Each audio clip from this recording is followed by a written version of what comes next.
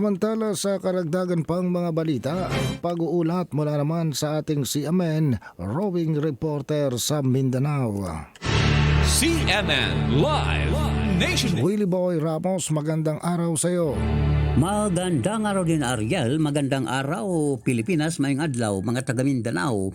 Nababahala ang mga local officials sa Cagayan de Oro City sa pagdating ng US Military Forces sa Lumbia Military Air Base, ang dating Lumbia Civilian Airport.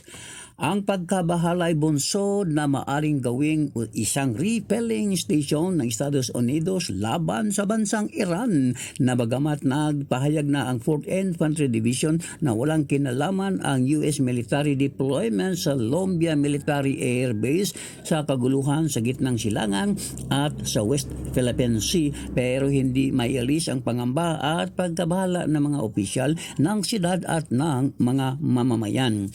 Samantala, nagkahalaga ng 24 na milyong piso na suspected shabu ang nakumpiska sa Cagayan de Oro City. Pinangunahan sa Regional Police Drug Enforcement Unit Region 10 ang operasyon. Dalawang drug dealers na pinangalanan lamang sa mga otoridad na alias Wenry at alias Merjon na taga-barangay Kalaanan, naturang syudad. Isang drug buy-bust operations ang isinagawa sa Coastal Road, Barangay Lapasan, Cagayan de Oro City.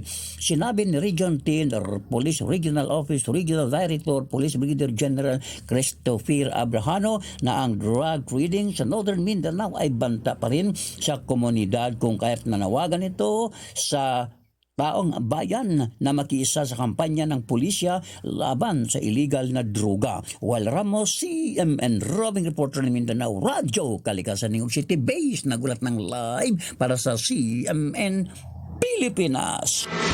CNN Live Nationwide. Maraming salamat, Willie Boy Ramos, ang ating CMN roving reporter sa Mindanao. Samantala